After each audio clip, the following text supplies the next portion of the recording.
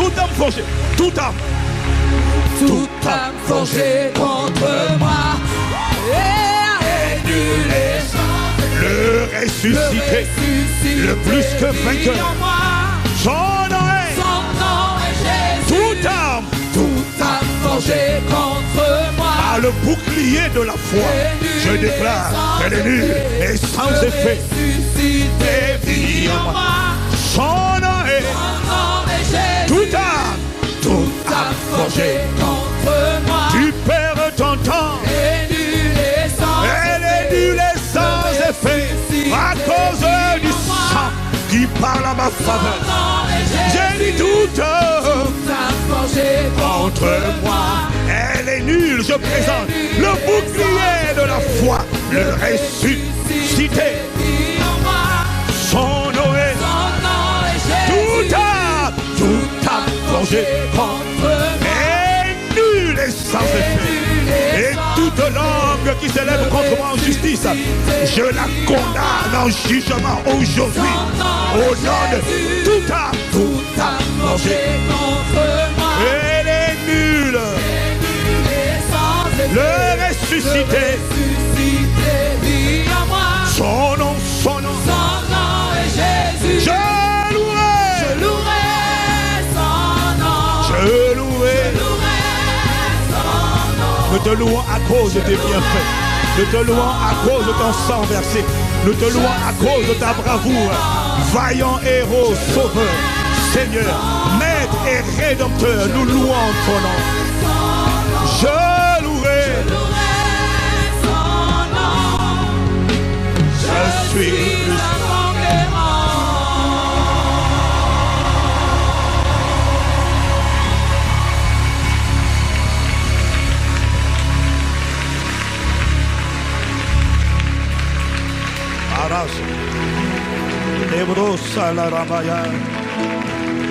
Oh God, we thank you. Merci Seigneur Jésus. Tu es notre vie. C'est toi qui nous as donné la vie. Nous te rendons grâce. Tu nous as donné la vie qui dure pour l'éternité. Zoé Aionios. Tu as dit, celui qui mange ma chair et boit mon sang possède la vie éternelle. Elle commence maintenant. La vie surnaturelle. Que ce matin, cette vie pénètre dès lors que quelqu'un a communié à ta table, à ton corps et en ton sang. Que cette vie irradie, patrouille, marche dans ses corps, de la tête jusqu'aux pieds. Des cancers se désagrègent aujourd'hui au nom de Jésus. Des virus identifiés meurent à l'intérieur de l'organisme. Au prochain examen, on ne les trouvera plus. Des masses, des boules, des kystes, des fibromes se disloquent de l'intérieur maintenant au nom de Jésus. Au prochain examen, on ne trouvera plus une seule trace. Parce que, à cause du sang de Jésus le Christ, la puissance de résurrection est libérée et ta domination est établie. Que ton règne, pas ta présence, mais ta domination domine ses cœurs et ses corps. De la tête aux pieds, ô toi, notre vie, nous t'adorons, nous te louons, nous t'élevons, nous te couronnons. Christ, oh Christ, tu es Christ, et la vie recherchée de mon âme. Oh, oh, oh, Seigneur, soutiens ma foi. Christ, tu es la vie.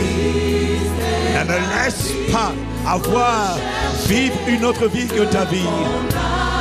Oh, oh, oh, Seigneur, ma foi. Prends-moi, prends-moi, prends-moi. Ne me laisse pas vivre une vie banale, vivre une vie réclamée, vivre une vie de prisonnier, vivre une vie réquisitionnée par Satan. Ne me laisse pas où je suis, je t'en supplie. Soulève-moi, emmène-moi vers ma destinée, vers ta domination, vers ta visibilité, vers ta gloire révélée. Oh, je te prie, ne me laisse pas où je suis. Emmène-moi dans tes profondeurs, dans mon état. Dieu,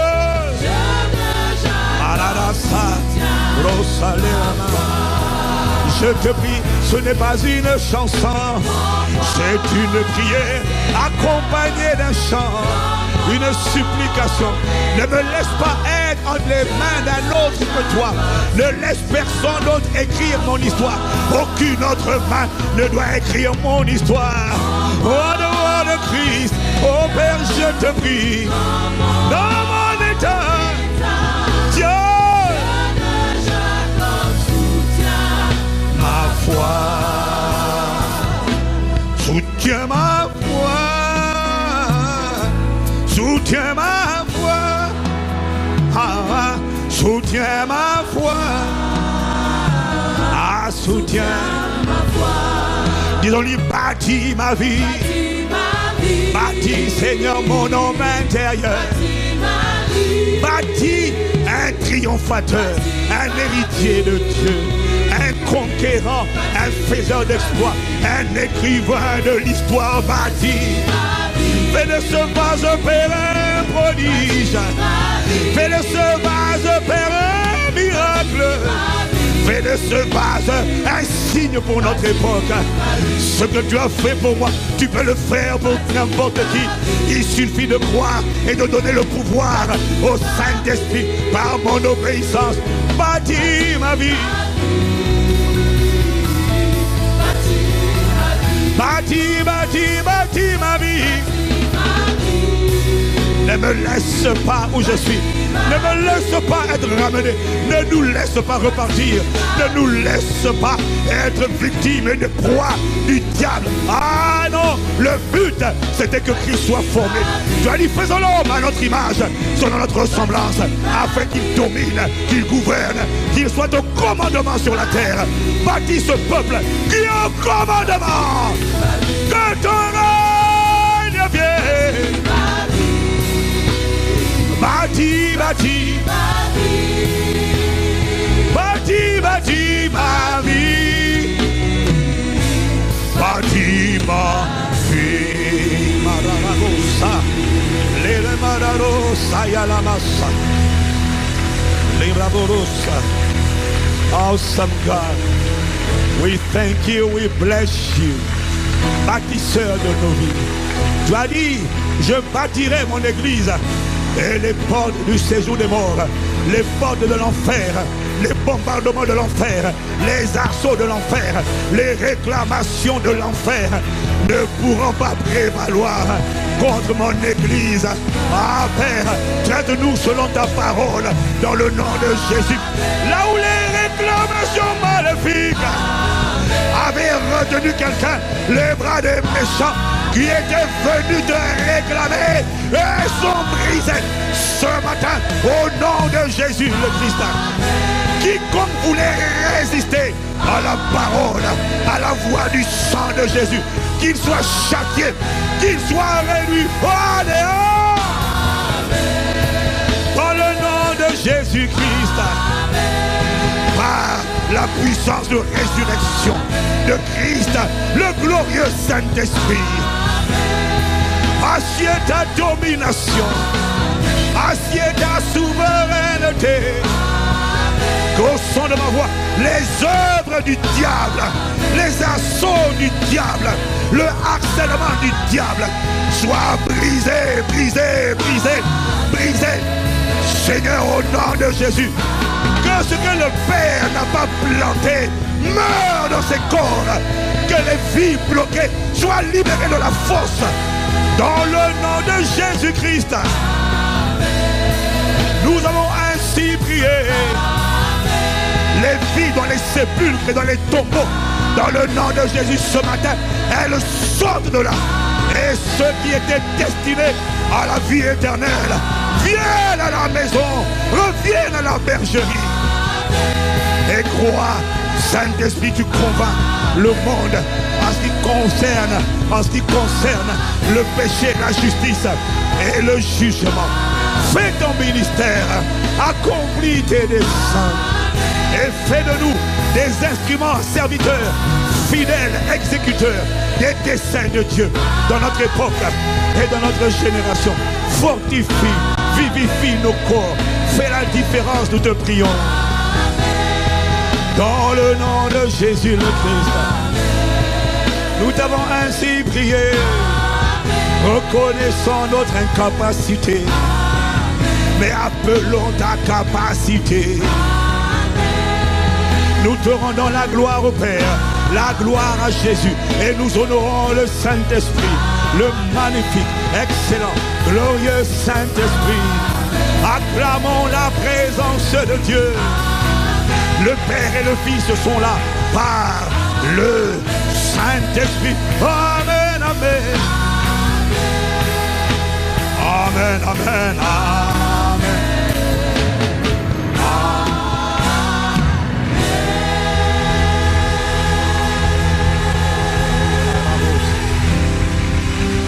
Bienvenue ce matin à Impact Centre Chrétien. Bienvenue à toutes nos églises connectées. Ce matin, nous sommes 32 églises connectées de toute la francophonie. Oui. 32. L'église de Amiens, de Bordeaux, l'église de Berlin en Allemagne. Waouh, oui, il y a une église qui est connectée à Berlin. Ouais. Tu devrais acclamer le Seigneur. Depuis Bordeaux, depuis Caen, depuis Clermont-Ferrand, depuis Dijon, depuis Étampes. N'oublions pas notre premier campus connecté de Paris, quand même Champs-Élysées, qui a local solennel désormais. Depuis Grenoble, depuis Mantes, depuis Nantes, Mantes-la-Jolie, Nancy, depuis Reims, depuis Poitiers, depuis Orléans, depuis Mulhouse, depuis Montpellier, on continue. Depuis Marseille ce matin, depuis Le Mans, Le Havre, Saint-Étienne et Troyes. Et en Suisse, Lausanne, Genève, en Angleterre, Londres, Manchester sont connectés. Munich et Hambourg en Allemagne, waouh. Antananarive, même Conakry en Guinée. Strasbourg et Toulouse et Rouen. Ce matin, nous avons également le campus de Cergy qui est connecté. Le campus de Tours qui est connecté. Et Luxembourg qui est connecté. Est-ce qu'on peut acclamer le Seigneur pour cette grande famille Impact Centre Chrétien qui se nourrit de la même parole aujourd'hui? Quelqu'un me dit Amen. Seigneur, merci. Parle à ton peuple. Bâtis ton église par ta parole et par le Saint-Esprit. Fais infiniment au-delà de ce que nous te demandons ou nous pensons. Par ta puissance qui agit en nous. Pendant que ta parole est libérée, qu'il s'opère dans le nom de Jésus des miracles, des prodiges et des signes. Que ta parole soit constatée et attestée instantanément dans la vie de ton peuple et se traduise par des miracles, se traduise par des guérisons. Quelqu'un est venu chargé, malade, qu'il ressorte d'ici totalement vivifié, guéri, parce que la vie divine a pénétré son corps et a ramené à la vie ce corps qui était défaillant par le glorieux Saint-Esprit. Nous t'honorons au nom de Jésus. Amen, amen, amen, amen. Amen, amen.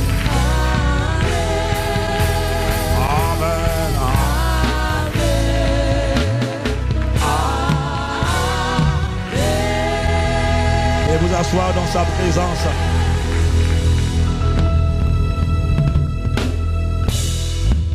Dis avec moi, waouh. Après le message du pasteur Yves le dimanche dernier, pour lequel on peut encore acclamer le Seigneur.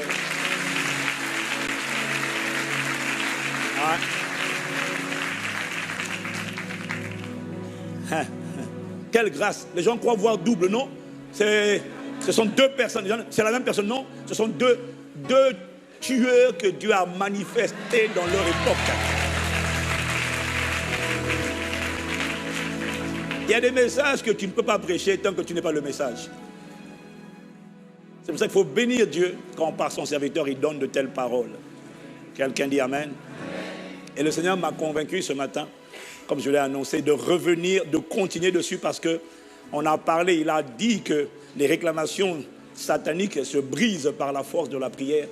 Mais ce matin, je vais voir avec toi 3 autres clés indispensables, non négociables pour faire en sorte que plus jamais tu n'aies à subir les réclamations sataniques. Qui n'a plus envie de subir les réclamations sataniques? Alors, si tu comprends ma question, je la formulerai autrement. Qui n'a plus envie de vivre la vaine manière héritée de ses ancêtres, les divorces, les vies en ruine, la pauvreté, le chômage, la galère, les instabilités, les souffrances chroniques, les maladies chroniques? Dis avec moi, je refuse. Encore plus fort, je refuse. Dis avec moi, fire. C'est ça, acclame le Seigneur, fire. C'est ça.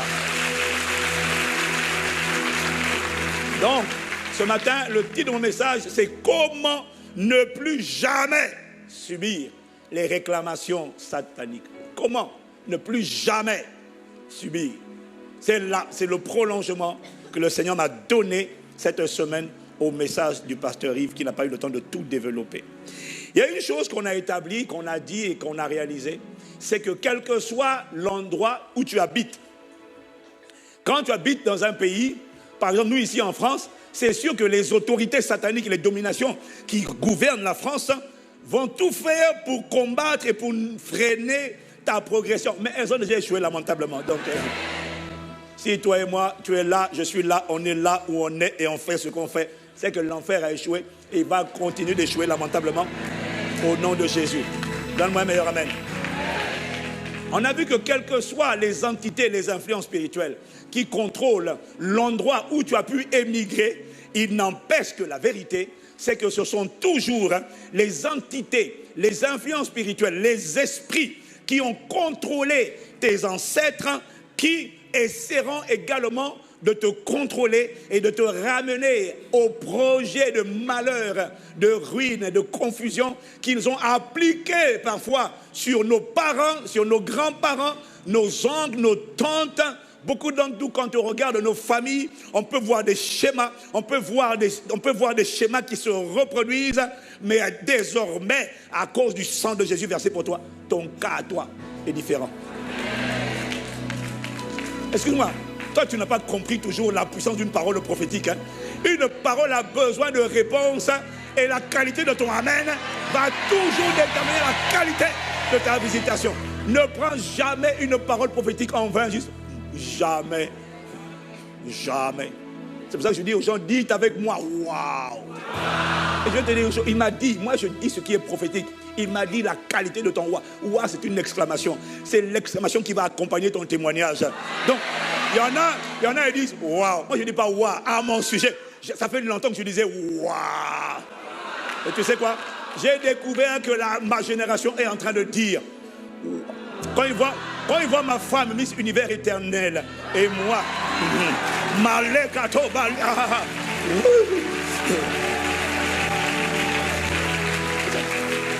1, 2, 3. C'est la grâce qui vient sur ta vie. Pourquoi ce sont en premier?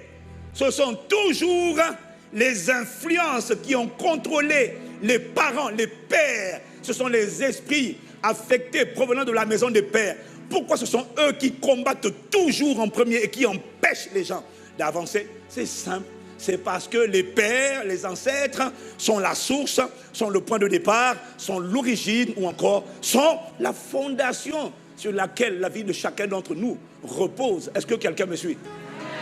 C'est pour ça que tu vas aller aux États-Unis, tu viens en Europe, mais tu vas te rendre compte que beaucoup, même en ayant fui loin, comme Jonas, sont rattrapés par les mêmes influences.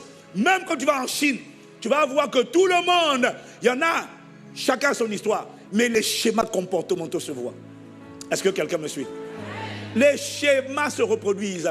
Là où au pays, les ancêtres avaient échoué dans les mariages, instabilité, limitation, restriction, tu vas aller à l'autre bout du monde, mais ce n'est pas le territoire qui change, parce qu'en vérité, c'est toujours la terre. Il n'y a pas de distance dans le monde spirituel. Est-ce que quelqu'un me suit? Mais la bonne nouvelle, c'est que le sang de Jésus a été versé pour nous racheter de la vaine manière de vivre héritée de nos pères. 1 Pierre chapitre 1, versets 18 à 19. Vous le savez en effet, ce n'est pas par des choses corruptibles comme l'argent ou l'or, ou encore des choses périssables, ou encore des choses qui peuvent se dévaluer, se déprécier, que vous avez été rachetés, que vous avez été rachetés de la manière de vivre dépourvu de sens ou encore vaine. Ça veut dire qu'il ne produisait rien de bon. Il n'y avait aucune vie dans cette manière de vivre que vous avez hérité, que vous avez transmise vos ancêtres. Mais vous avez été rachetés par le sang précieux de Christ qui s'est sacrifié comme un agneau sans défaut et sans tache. Seigneur, merci pour le sang de Jésus qui a scellé ma délivrance, ma protection, ma rédemption et ma guérison. Note bien les trois. Le sang de Jésus a sécurisé ma rédemption, ma protection, ma délivrance et ma guérison. Seigneur, merci pour le sang de Jésus-Christ. Quelqu'un me dit Amen. Donc il est important pour nous de comprendre que c'est toujours les esprits de la maison des pères, c'est-à-dire des ancêtres, qui combattent pour nous ramener en arrière à vivre la même vie d'alcoolisme, la même vie d'enfants hors mariage, la même vie de divorce, la même vie de pauvreté, la même vie de limitation, de petits boulots, d'instabilité. Bien aimé, la bonne nouvelle, c'est que cette vie passée s'arrête dans cette saison. On ne la trouvera plus dans ta vie. Au nom de Jésus, si c'est à toi que je parle, donne un meilleur amen. Le dicton dit que le chien retourne toujours à ce qu'il a vomi. Et c'est l'objectif poursuivi par ces entités sataniques, te ramener à ce que tu avais vomi. Pourquoi tu l'as vomi? Parce que c'était dégueulasse et que tu n'en voulais plus et que tu as cru que Jésus-Christ est venu pour te donner une vie et te la donner en abondance. C'est cette vie que tu veux manifester. Voilà pourquoi tu as vomi l'ancienne vie. Une vie où on manifeste le caractère de Christ. Une vie où on n'est plus amer, on n'est plus jaloux, on n'est plus aigri. Une vie où on est rempli par agapé, l'amour de Dieu. Une vie où on n'est plus impuissant, mais on laisse le Saint-Esprit nous gouverner. Ça veut dire que c'est une vie de domination. C'est une vie où on est aux commandes. Cette vie sera ton partage maintenant comme jamais auparavant. Je n'ai pas entendu ton amen.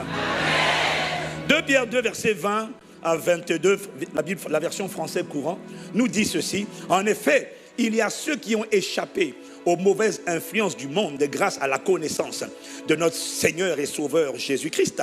Mais, écoute bien ce qu'il dit, s'ils se laissent ensuite reprendre et vaincre par ces influences, ils se trouvent finalement dans une situation pire qu'auparavant. Il aurait mieux valu pour eux ne pas avoir connu le juste chemin que de l'avoir connu et de se détourner ensuite du saint commandement qui leur avait été transmis. Il leur est arrivé ce que le proverbe dit précisément. Le chien retourne à ce qu'il a vomi et où le cochon à peine lavé va de nouveau se rouler dans la boue. Quels que soient les boues dans lesquelles tu t'es roulé, ça s'arrête maintenant. Au nom de Jésus. Quelqu'un me dit amen. Ce que ce texte nous dit, c'est que lorsque tu te laisses ramener en arrière, lorsque tu te laisses rétrograder, lorsque tu laisses les entités qui ont contrôlé tes ancêtres, tes parents, les esprits d'échec, les esprits d'amertume, les esprits d'impudicité qui t'emmènent à coucher à gauche, à droite, lorsque tu les laisses te ramener, ce texte dit que ta condition sera pire que la condition dans laquelle tu étais avant de venir à Jésus. Pourquoi?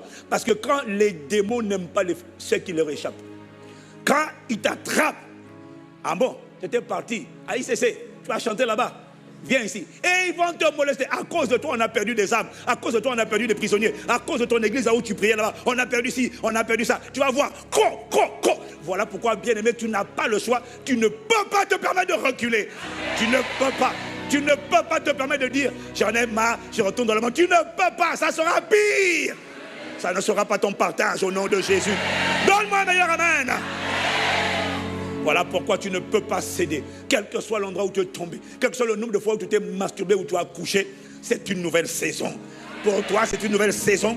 Tu verras la bonté du Seigneur cette année. Relève-toi, tiens bon, refuse de céder. On veut t'emmener dans les mêmes rejets, dans la même culpabilité, dans la même impudicité. Résiste au diable. Dis-lui non, je refuse. Bats-toi, fight. Pourquoi? Ça ne sera jamais meilleur. Ça ne sera jamais meilleur. Il va te ramener puis il va t'égorger. Te détruire. Non, tu ne repartiras pas. Si tu es sous ma couverture spirituelle et que tu es bien disposé, toutes les forces qui te retenaient vont lâcher maintenant. Donne-moi un meilleur amen. C'est pour ça que Jésus dit, quelle que soit la manière dont tu es tombé, souviens-toi de là où tu es tombé. Repends-toi, relève-toi, ressaisis-toi. Marche, remets-toi en route. Dis Amen. Et n'oublie jamais que tout combat dont tu ne triomphes pas est un combat que tu transfères à ta postérité. Et tu ne peux pas te permettre de faire ça. Tu ne peux pas. Tu dois être la ligne de démarcation à partir de laquelle tu dis plus personne ne traverse. Aucune influence ne traverse. Aucun réclamateur. Mes enfants seront disciples du Seigneur Jésus-Christ. Moi et ma maison, nous servirons le Seigneur. Et personne ne va traverser mon sang pour aller souiller mes enfants. C'est fini. Parce que le sang de Christ est venu purifier mon sang. Donne-moi un meilleur amen. Tu n'as pas le droit de laisser traverser ces influences maléfiques. Elles s'arrêtent à partir de toi et de moi au nom de Jésus. C'est parce que Satan fait un carnage avec ce qu'il réussit à récupérer que nous avons, nous, Église, l'obligation de prier pour tous nos frères qui, comme Pierre, sont en train d'être ramenés. Tu n'as pas idée du nombre de gens qui ont accepté Jésus en tant que chrétien. Et puis dès qu'ils ont accepté Jésus, l'esprit du monde, l'esprit d'impudicité, leur a dit et puis il prend les gens, il les ramène dans le monde, il les disperse. Nous devons nous lever comme un seul homme dans la prière d'intercession pour dire enough is enough, assez c'est assez. Ah, bien aimé, tu dois prier avec moi parce que moi je prie comme ça le soir. Voilà pourquoi vous devez me soutenir en prière, beaucoup me soutenir en prière. Parce que la nuit je livre des combats terribles. Tout loup ravisseur, esprit d'égarement, de dispersion, de séduction qui avait pris le troupeau, vous les avez emportés pour les ramener dans le monde. Je vous poursuis au nom de Jésus-Christ. Je vous arrête, je vous attrape, je prends vos têtes, je les éclate au nom de Jésus. Alléluia.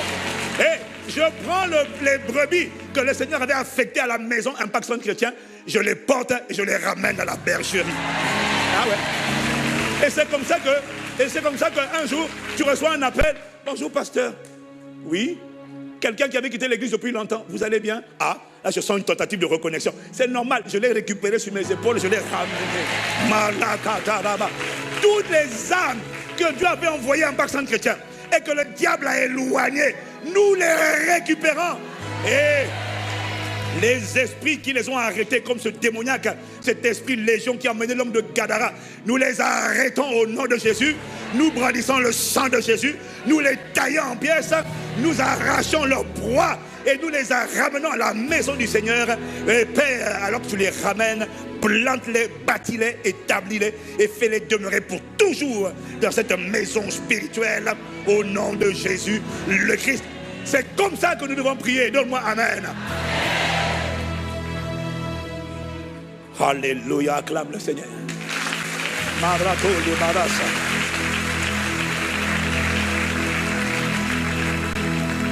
Alors, le Saint-Esprit m'a parlé avant-hier. Il m'a dit c'est superbe.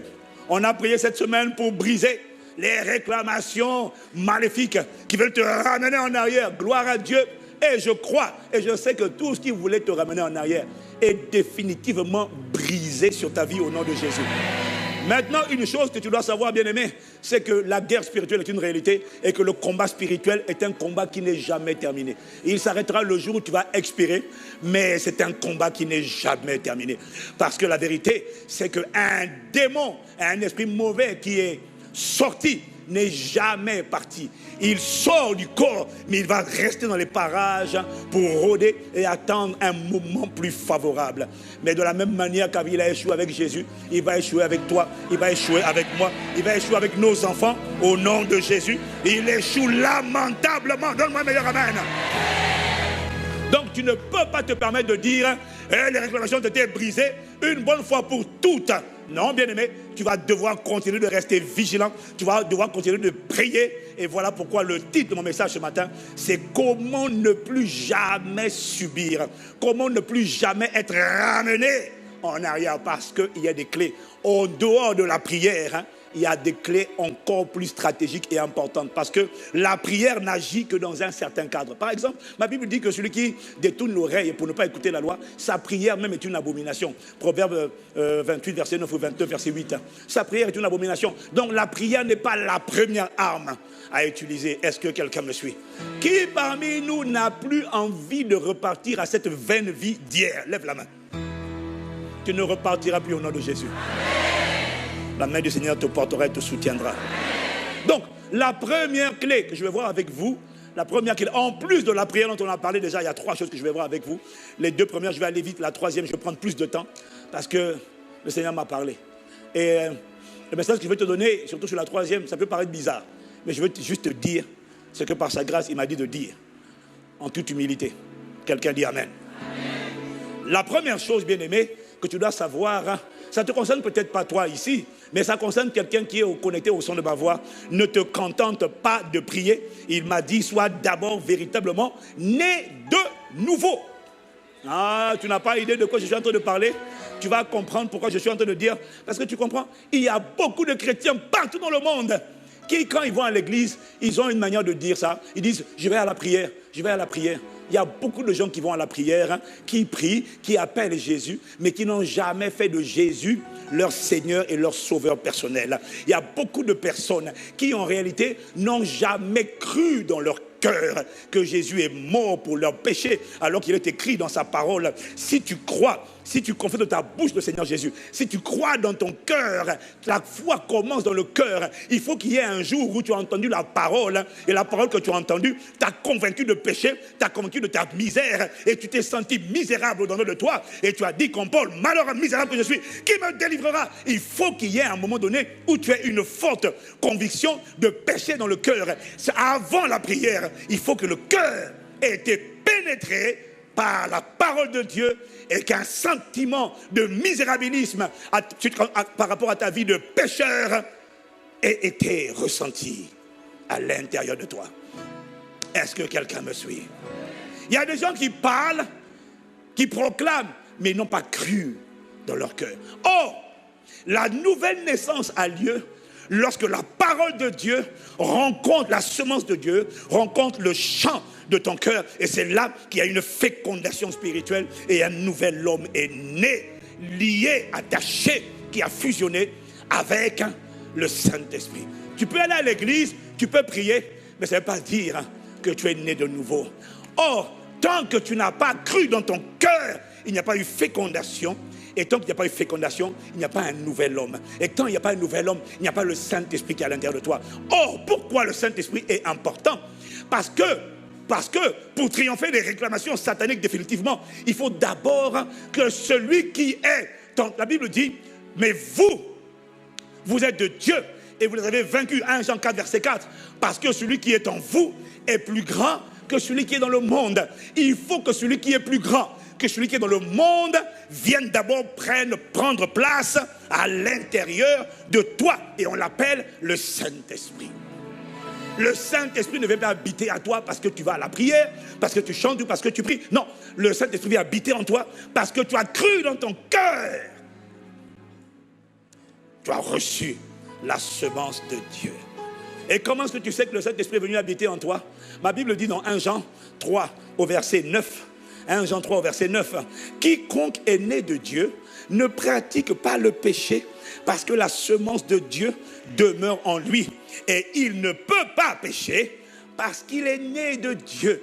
À quoi reconnais-tu que le Saint-Esprit est venu habiter en toi? Il y a des gens qui m'écoutent, qui prient, vont à l'église, mais entre leur vie d'hier et leur vie d'aujourd'hui, il n'y a aucune différence. À quoi reconnais-tu que le Saint-Esprit est venu habiter en toi? Tu ne le reconnais pas au fait que maintenant tu marches dans la perfection. Non.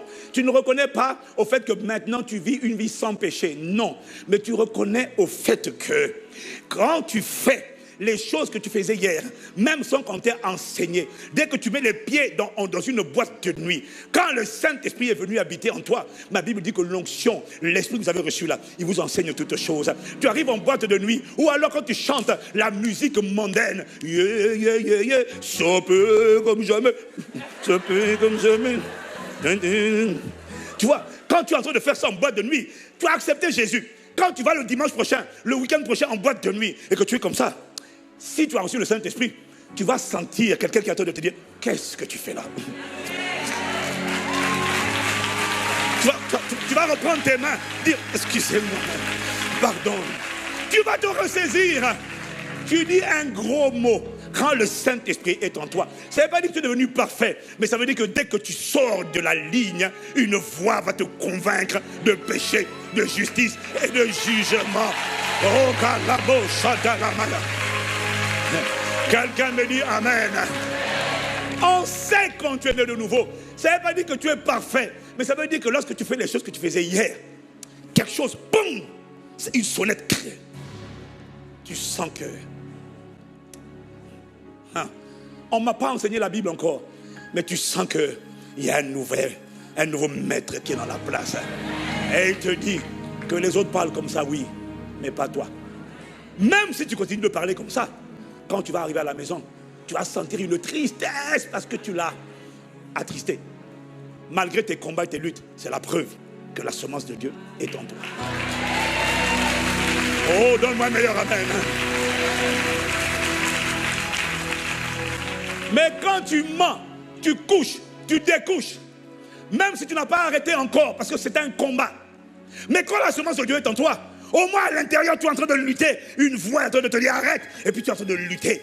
Mais si tu n'as aucun état d'âme, tu ne sens aucune conviction de péché, tu te sens pas mal à l'aise, tu commets l'adultère, tu te masturbes, tu dis c'est normal. Frère, tu vas à l'église, mais tu n'as jamais reçu Jésus. Le Saint-Esprit n'habite pas en toi. Alors à toi, il m'a dit de te dire, accepte-le véritablement de tout ton cœur, afin que celui qui est plus grand que celui qui est dans le monde vienne habiter en toi et fasse de toi quelqu'un qui est plus grand que celui qui est dans le monde.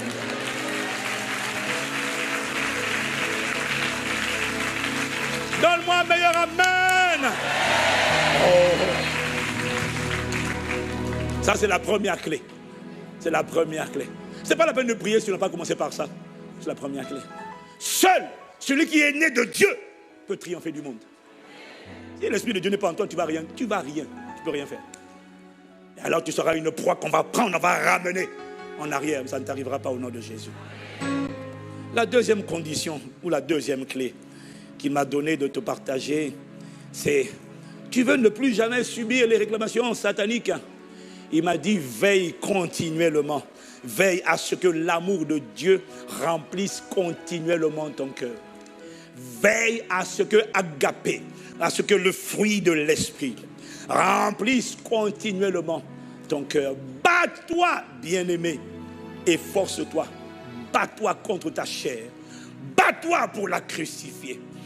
Bats-toi contre les voix que tu entends et qui essaient de te dire... Si j'étais toi, j'allais m'énerver, j'allais le frapper, j'allais la frapper. Bats-toi, résiste à ces voix. Parce que le premier rôle du tentateur, c'est d'attaquer la forteresse de ton cœur. Rappelle-toi, ton cœur, c'est ta tour de contrôle. Ton cœur, c'est l'enjeu, c'est le terrain de bataille du combat spirituel. Ton cœur, c'est la forteresse dont il faut s'emparer pour déterminer. Je vous ai toujours dit, celui qui tient l'âme ou le cœur, celui qui tient l'âme, tient l'homme. Et Satan, à travers le monde, à travers les gens, à travers les épreuves, va toujours essayer de prendre d'assaut la forteresse de ton cœur. Il va essayer de faire en sorte que l'amour de Dieu cède place à l'amertume, à travers les offenses, à travers les blessures, à travers les paroles déplacées, à travers les injures, à travers les mépris. Il va essayer de faire en sorte que la joie de Dieu disparaisse de ton cœur et soit remplacée par la tristesse. Il va essayer de faire en sorte que l'orgueil, l'humilité de Christ disparaisse de ton cœur et soit remplacé par l'orgueil, la vantardise. Il va essayer de faire en sorte que... que quoi encore?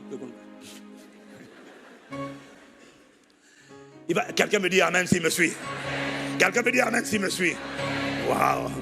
Il va essayer de faire en sorte que la foi qui était dans ton cœur disparaisse et soit remplacée par le doute. Pourquoi il essaie de prendre d'assaut la forteresse de ton cœur ou encore de ton âme? Pourquoi? Et c'est là que la voix de l'Esprit m'a dit, parce qu'il y a un principe spirituel qui veut que celui qui te remplit est toujours celui qui va te conduire.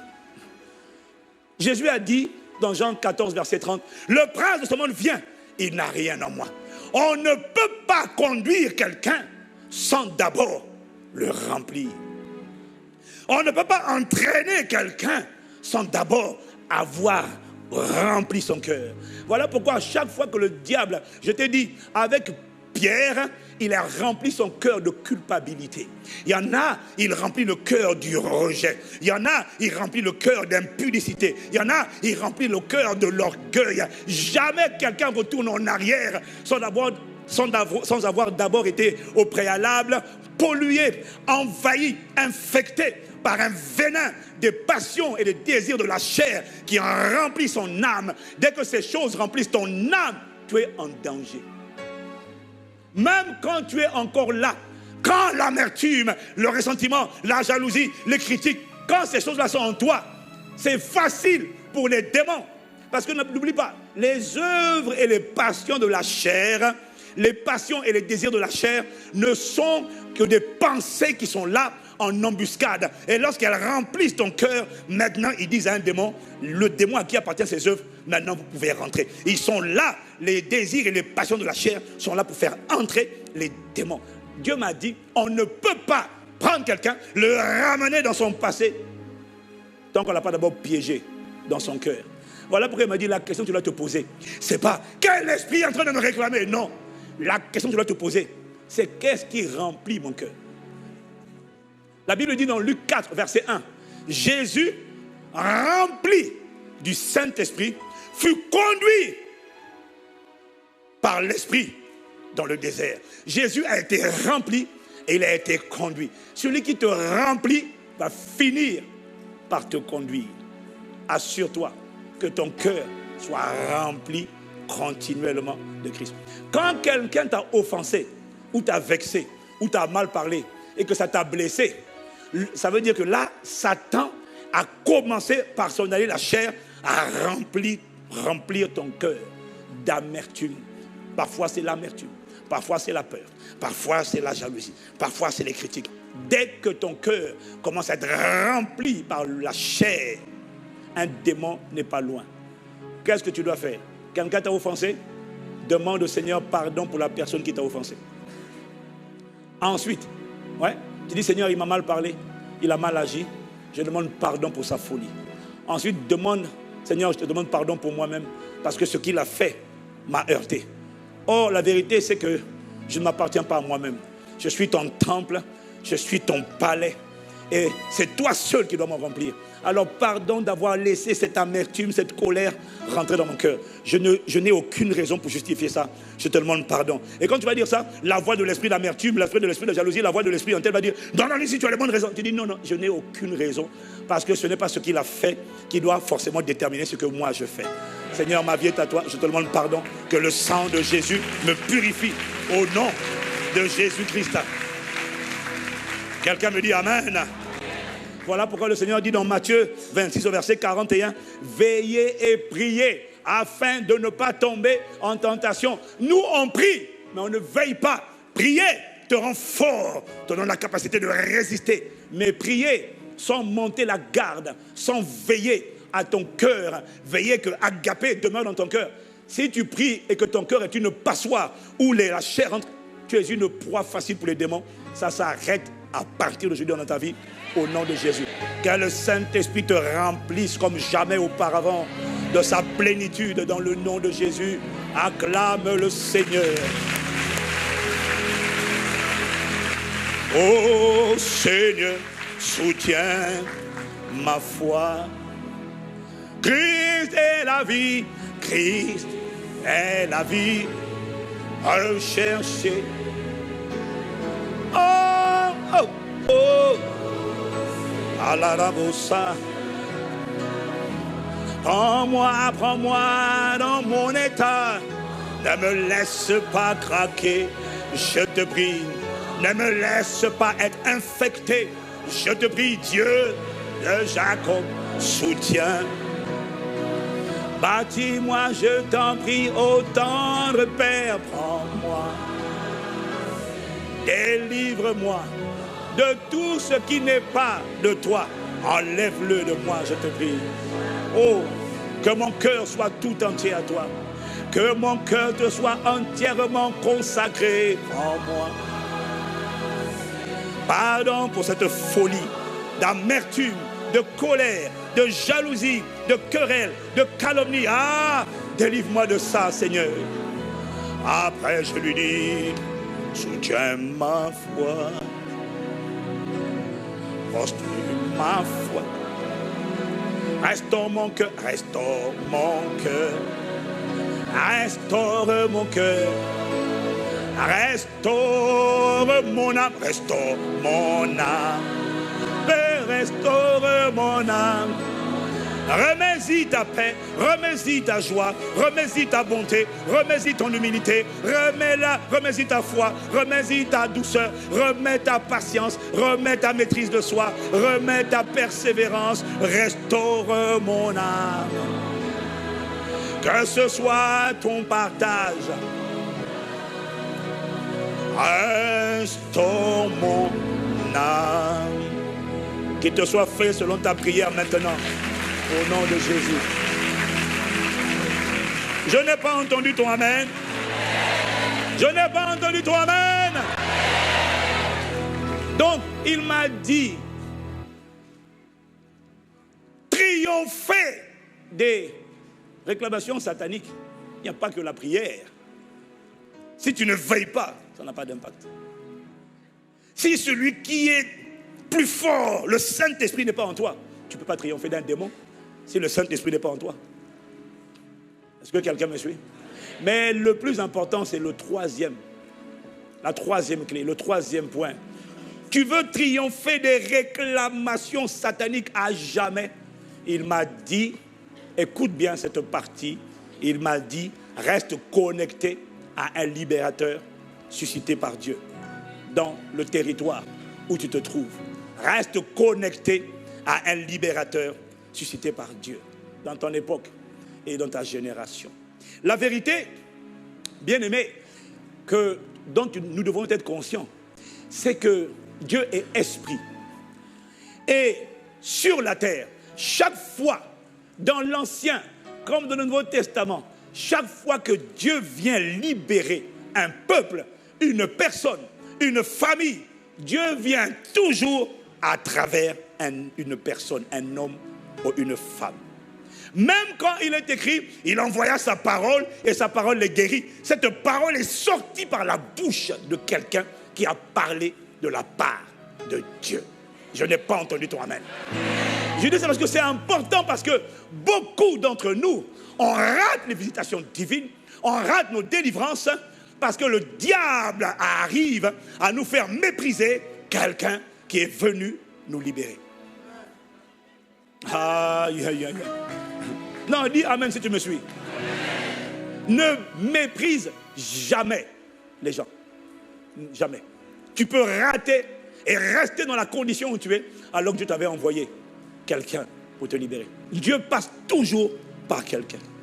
Voilà pourquoi il faut bâtir et soigner les relations. Voilà pourquoi il ne faut pas critiquer, calomnier les gens. En calomniant quelqu'un, tu es capable de calomnier ta propre destinée, ta santé et ton futur. En calomniant quelqu'un, tu es en train de calomnier tes propres finances et tu les perds. Fais attention à ta bouche. Je n'ai pas entendu amen. Comment est-ce que Dieu a fait pour libérer Israël d'Égypte? Comment est-ce qu'il a fait? Il m'a montré une vérité que je vais t'expliquer. Pour libérer Israël d'Égypte, Dieu s'est choisi un homme sur la base de sa volonté souveraine.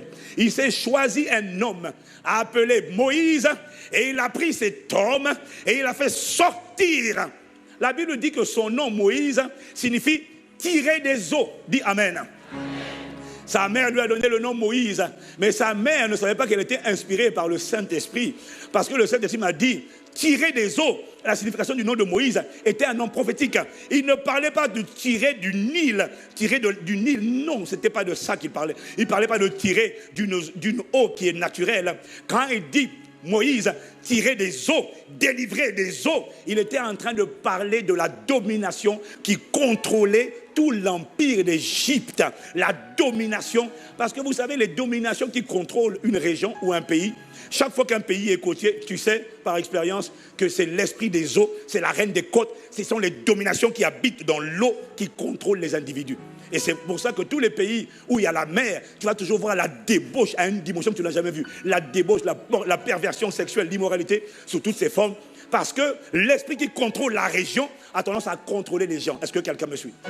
L'esprit qui contrôle la région a tendance à contrôler les individus. Donc, quand tu vois le nom de Moïse tirer des eaux, Dieu ne l'a pas tiré de l'eau naturelle. Dieu l'a tiré de la domination, de l'influence, de la domination satanique qui contrôlait l'Égypte. Exode 8, au verset 20.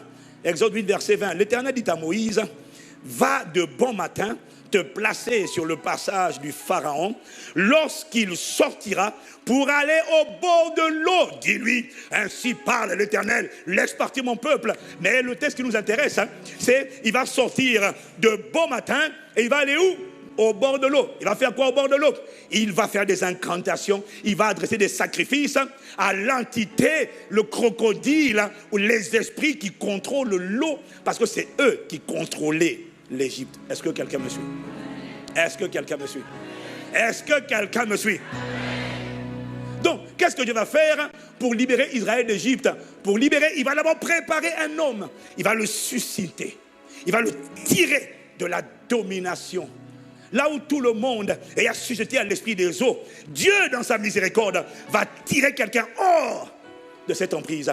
Et après, il va commencer à le préparer. Il va construire cette personne. Il va fabriquer ce Moïse. Il va le préparer. Il va se révéler à lui de manière spéciale. Pourquoi? Afin de faire de cette personne, Moïse, un libérateur de multitudes. Dieu prépare quelqu'un. Et après, dès qu'il a préparé quelqu'un, et à travers cette personne, toutes les personnes qui vont connecter à Moïse, qui vont arrimer à sa voix, qui vont écouter ses instructions, Moïse, dès lors que Dieu l'a préparé, l'a façonné et l'a tiré des eaux, Moïse est qualifié désormais parce qu'il a un manteau, il a un poids spirituel qui fait en sorte que lorsqu'il parle, Pharaon obtempère. Et lorsqu'il sort d'Égypte, tous ceux qui restent derrière lui sont capables désormais de sortir de la tyrannie de Pharaon. Dieu passe toujours par un libérateur pour libérer les hommes de la tyrannie des autels et des influences maléfiques qui parlaient depuis leurs ancêtres. Est-ce que quelqu'un me suit? Est-ce que quelqu'un me suit? Dis avec moi, un libérateur. Parce que le Saint-Esprit m'a dit de préciser qu'un libérateur, ce n'est pas un prophète. Un libérateur, ce n'est pas un apôtre. Un libérateur, ce n'est pas un évangéliste. Ce n'est pas un pasteur. Non, parce qu'on pouvait être prophète. Il y avait plusieurs prophètes autour de Moïse. Aaron, Marie étaient des prophètes, prophétesses.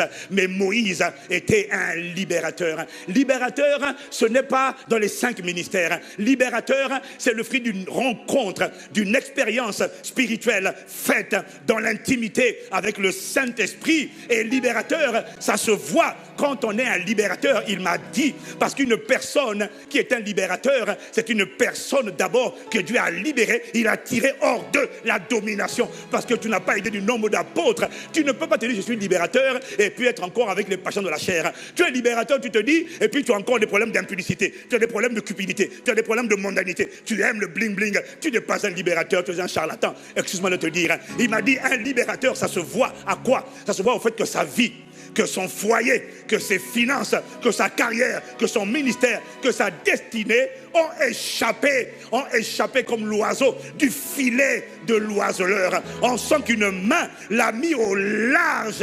Est-ce que quelqu'un me suit? Un libérateur est une personne que Dieu a tiré hors d'eux. Et le fruit est visible parce que tu regardes son foyer. Là où tout le monde a les statistiques de foyer brisé, quand tu sais que Dieu t'a préparé pour être un libérateur, quand de manière surnaturelle, toi tu connais le bonheur et la grâce, toi tu vis la paix financièrement, là où les autres galèrent, toi tu as l'impression que tu es en train de marcher sur l'eau, que le bonheur, la miséricorde et la grâce sont en train de t'accompagner. Oh, quelqu'un me dit amen. Quelqu'un me donne un meilleur amen. Il m'a dit, un libérateur ça se voit, Parce que quand tu observes, tu analyses la vie de la personne, tu sens que Dieu l'a mis au large. Ce n'est pas une question de finance, c'est une question d'équilibre et de témoignage complet, de témoignage global. On regarde le foyer, on regarde son caractère, on regarde ses enfants, on regarde sa maison, on regarde ses finances, on regarde son ministère. Et on a l'impression que ce qui bloque tout le monde, bizarrement, on n'a pas l'impression que ça le bloque. Ne t'inquiète pas, je vais t'expliquer que ce n'est pas à cause de lui. Non, ce n'est pas à cause de lui. C'est à cause de la grâce de Dieu qu'il a localisé pour faire de lui un libérateur dans son époque et dans sa génération. Si tu me suis, donne-moi un meilleur amen. Je suis en train de te dire ce que le Saint-Esprit m'a dit. Il m'a dit un libérateur. Il a dit avec moi un libérateur. Un libérateur ne peut pas être contrôlé par un démon. Il n'y a pas un démon qui peut habiter en lui. Pourquoi? Parce que pendant la rencontre avec Dieu, pendant la rencontre derrière le buisson ardent, Dieu s'est révélé à lui. Dieu a déployé une panoplie de puissance. Dieu s'est tellement investi en lui. Dieu lui a révélé sa gloire.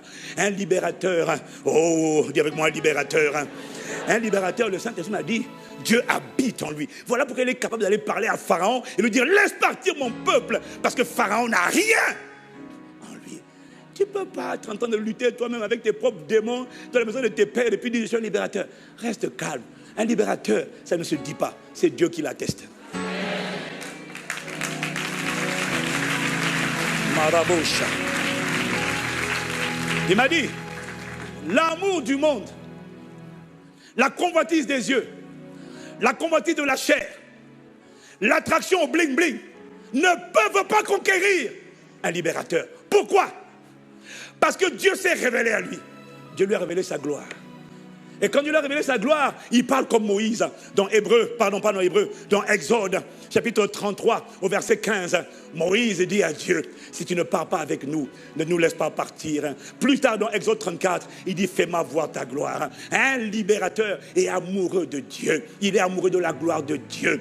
Voilà pourquoi tu lui présentes l'argent, ça ne l'impressionne pas. Tu lui présentes le bling-bling. Oh, tu sais que maintenant tu peux mettre tel type de chaussures. C'est pas que c'est interdit, ça ne l'impressionne pas. Ton argent ne l'impressionne pas. La chair, les œuvres de la chair ne peuvent pas conquérir un libérateur. Pourquoi? La gloire de Dieu l'a conquis. Il est amoureux de Jésus. Il m'a dit, c'est comme ça que tu reconnais un libérateur. Les choses de ce monde, ces choses qui étaient pour lui comme un gain, il les regarde désormais comme de la boue, comme une perte à cause de l'excellence, de la connaissance de Jésus-Christ, son Seigneur et son Sauveur, pour lequel il a renoncé à tout. C'est à ça que tu connais un libérateur. Ça ne se dit pas, ça se voit. Je n'ai pas entendu toi, amen. Dis encore amen. Un libérateur, sa seule passion, c'est Dieu. Son amour, c'est Christ. Le reste, ça ne l'intéresse pas. Est-ce que quelqu'un me suit? Tu lui dis, je t'offre un grand restaurant. En fait, ce sont des personnes, la vérité, c'est qu'ils sont intéressés par pas grand-chose. Et quand je parle avec Marcelo, quand je parle avec Pasteur Mohamed, quand on parle ensemble, on a beaucoup de points communs. On est très casaniers. On est content avec nos enfants. Il n'y a pas beaucoup de choses. En fait, tu ne vas pas pouvoir m'impressionner. Il n'y a rien que tu vas m'offrir. Ni voiture. Il n'y a rien qui va m'impressionner. Rien. Rien. Parce que mon soupir, c'est pas tout. Mon soupir, c'est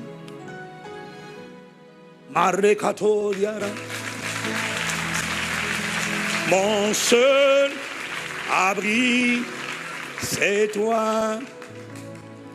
Toujours mon cœur te chantera,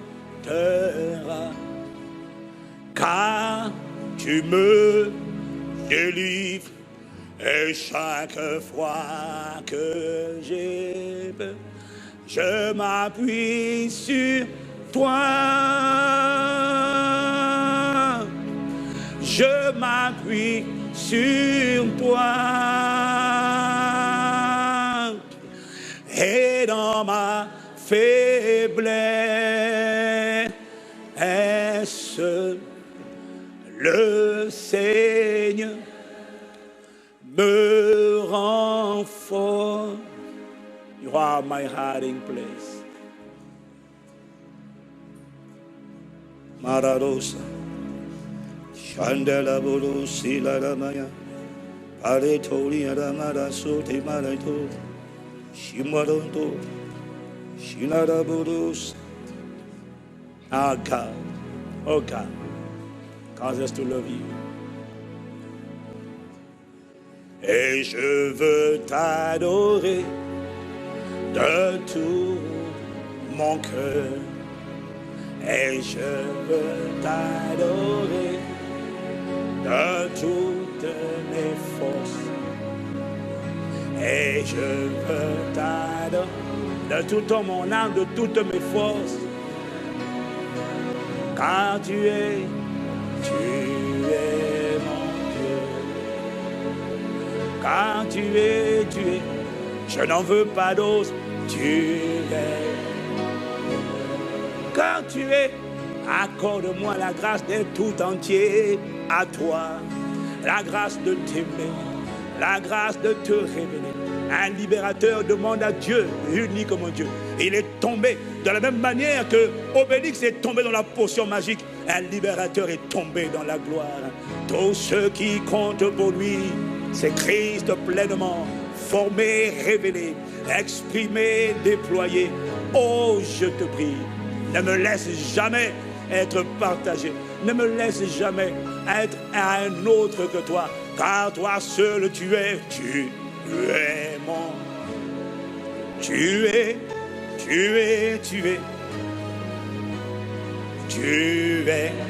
mon Dieu. Quelqu'un dit Amen. Mais le Saint-Esprit m'a dit, tu vois, ce que ce libérateur est devenu à l'école du Saint-Esprit, il m'a dit de préciser que ce n'est pas le résultat de ces jeûnes et de ces prières. Il sait bien de prier et de jeûner pour nourrir, alimenter, entretenir la communion avec le Saint-Esprit. Quelqu'un dit Amen s'il me suit. Mais la vérité, c'est que ce qui a fait de Moïse un libérateur, il ne jeûnait pas. Dieu est parti le prendre. Il a tiré de l'emprise, de la domination des esprits des eaux. Et Dieu l'a fait sur la base de sa volonté souveraine seule. Ça n'avait rien à voir avec les capacités de Moïse. Ça n'avait rien à voir avec...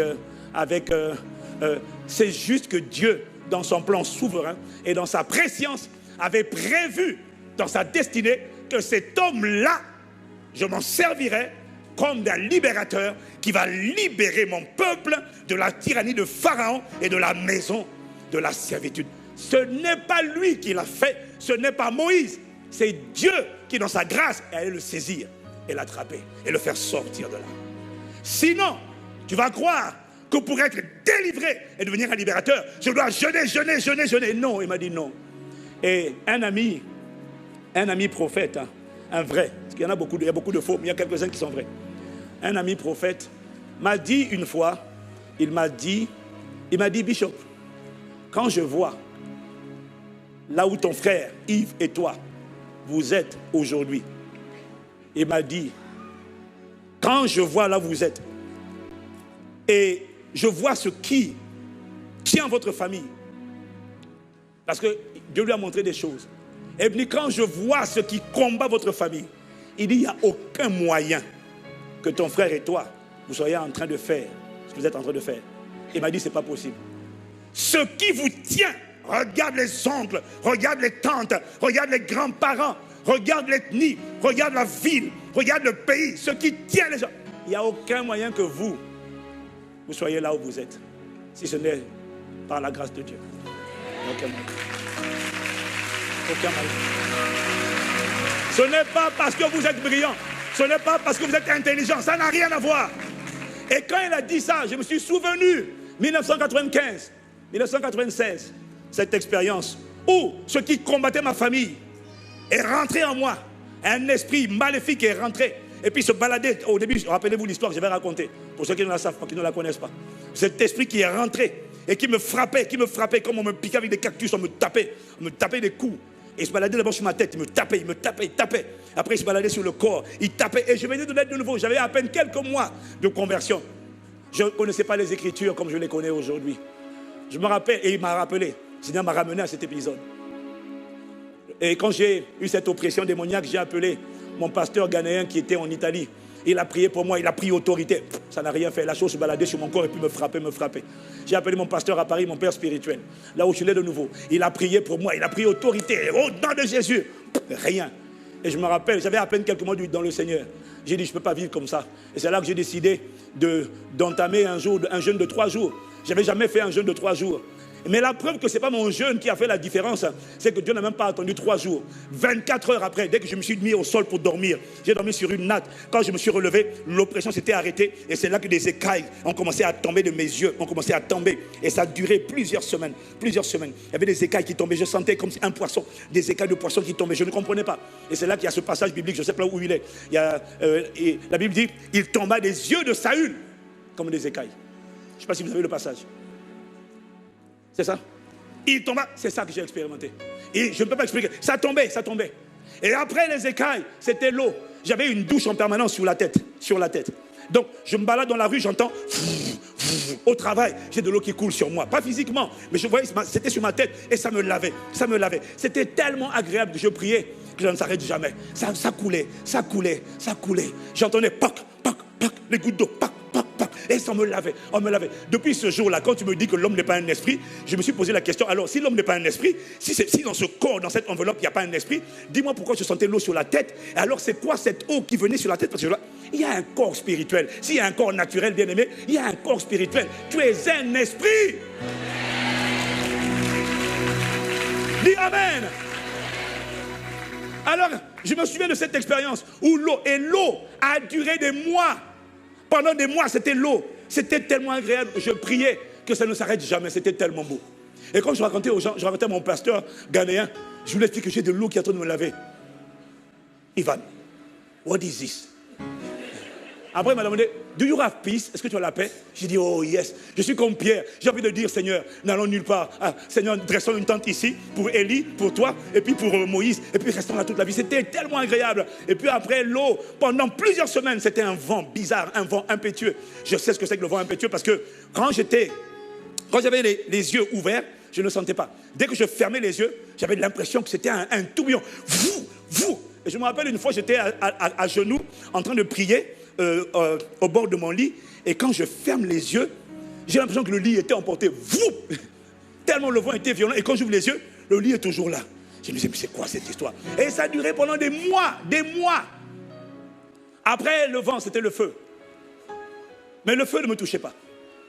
Quand je dormais, j'avais l'impression qu'on me mettait dans un four. Exactement comme un plat. On te met dans un four. Mais sauf que le feu ne me touchait pas. J'avais chaud. Et puis des fois, je sentais une intercelle de feu, mais elle ne venait pas sur moi. Et j'avais la conviction qu'une seule goutte de feu m'aurait tué. Donc des fois, je sentais comme une intercelle, mais pas sur moi. Pouf. Et dès que ça sonnait, ça cliquait là-bas, j'avais la chair de poule. J'avais un feu. Le feu a duré des mois. En regardant en arrière, et en pensant à ce que m'a dit mon frère, il n'y a aucun moyen que ton frère et toi, vous soyez en train de faire ce que vous êtes en train de faire.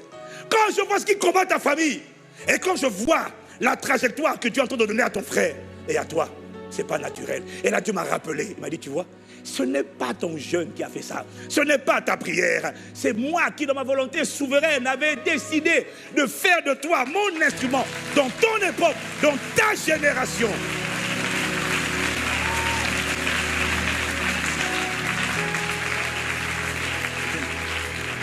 Parce que je ne sais pas quelle saleté peut justifier des mois de douche H24. 24 heures sur 24 de douche. Mon gars, même dans la boue, on ne fait pas ça. Alors j'ai réalisé que le psalmiste dit dans le psaume 124, mettez-moi à l'écran, mettez-moi à l'écran le passage que j'ai donné tout à l'heure, le psaume 124, versets 6 à 7, rapidement. Il dit, ok, verset suivant, il dit, voilà, mon âme s'est échappée comme l'oiseau du filet des oiseleurs. Le filet s'est rompu et nous nous sommes échappés. C'est ça que Dieu a fait. Lorsqu'il a pris Moïse, il a sorti de la domination de l'esprit des eaux. Est-ce que quelqu'un me suit? Alors, quand je parlais avec mon frère, on était en train la dernière fois de réfléchir. Et puis, on réalisait que beaucoup de gens, malgré le fait qu'ils prient, sont combattus. J'ai des gens qui ne croient pas en Dieu, mais j'en ai même qui croient en Dieu, qui vont à l'église. Mais quand tu regardes la vie, les instabilités, tu regardes l'instabilité, tu regardes les limitations, tu regardes les foyers, toujours querelle, combat. Et quand je regarde les amis avec qui on a grandi à l'école, quand je regarde, je me rends compte que beaucoup subissent des combats dont ils ne parviennent pas à triompher. Je regarde dans nos propres familles, les oncles, les cousins, les nièces, les neveux, les cousines. Regarde, mariés, divorcés, mariés, divorcés, mariés, divorcés. Travail, petit travail. Là, ça ne va pas. Petit fruit, petit résultat. Et tu te rends compte que beaucoup de gens, malgré eux, sont combattus. Et on parlait. Et puis, le Seigneur nous faisait réaliser. Quand tu regardes. Et puis on regardait, on parlait entre nous. Dans les familles, dans la ville, dans le pays, dans la région, dans le continent. Premier bureau, femme par-ci, femme par-là. Et puis tu te rends compte que Dieu nous a fait échapper à tout ça. Et puis on se disait, quand tu vois la fierté que le pasteur Yves a à parler de son épouse, la fierté que j'ai à parler de la mienne. Je regarde le foyer, je regarde les enfants, je regarde le ministère.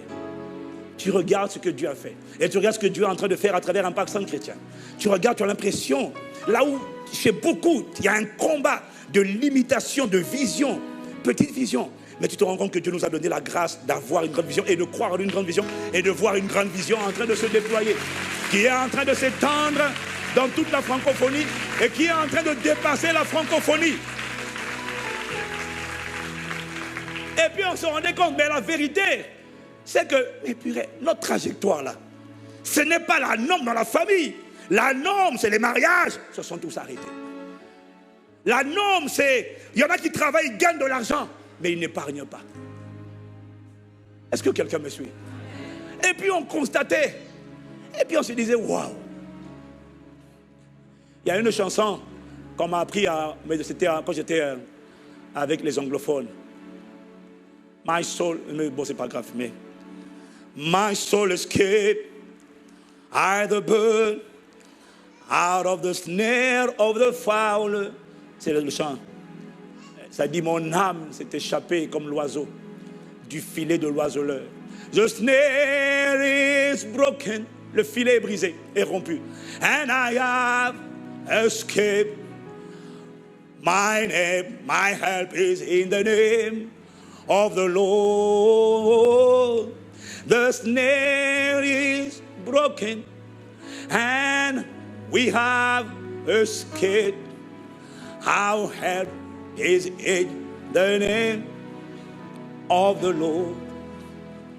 On regardait, et puis on se rend compte que notre trajectoire n'est pas la norme, ni dans la famille, ni dans le pays. Ce n'est pas la norme. Et c'est là que le Saint-Esprit m'a dit, c'est moi qui vous ai suscité pour un but. Et ce qu'on a remarqué, c'est que tous ceux qui nous ont banalisés, on dit, ce sont des petits. Même les amis d'enfance, Ivan, parce que certains ne savent pas discerner la personne. Ils voient le corps, mais ils ne savent pas discerner le manteau qui accompagne la personne. Et j'ai remarqué que tous ceux qui ont banalisé ou critiqué sont restés et n'ont jamais progressé. Et j'ai remarqué que tout, comme par hasard, tous ceux qui se sont connectés à ces deux personnes, soudainement, ont juste comme été soulevés. Comme des aigles. Quand les aigles ont volé, il y en a qui ont été pris et ils ont été soulevés et tirés de la force.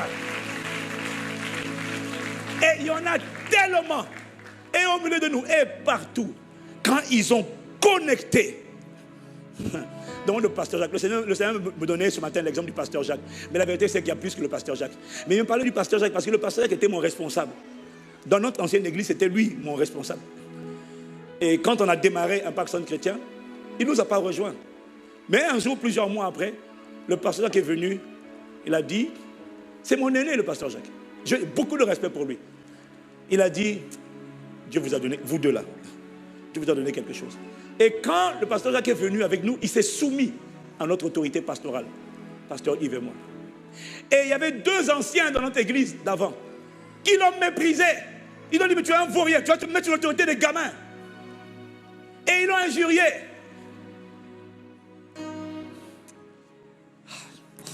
Chakalaba.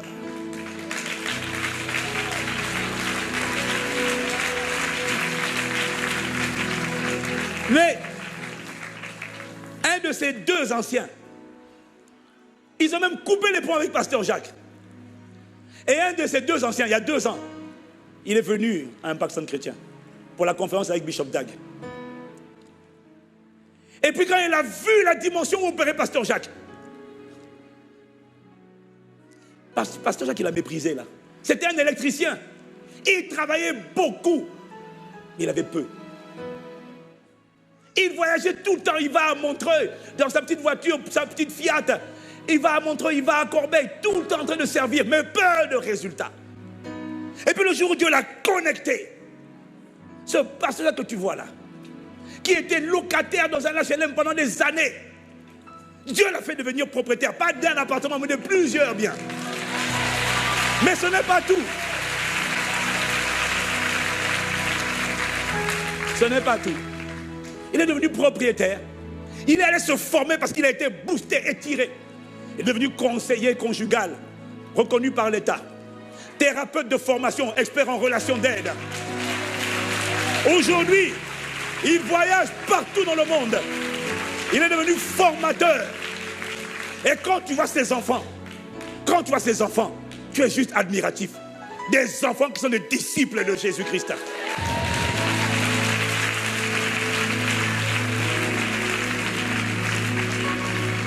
Et pour finir, lui-même, il me dit ça en riant.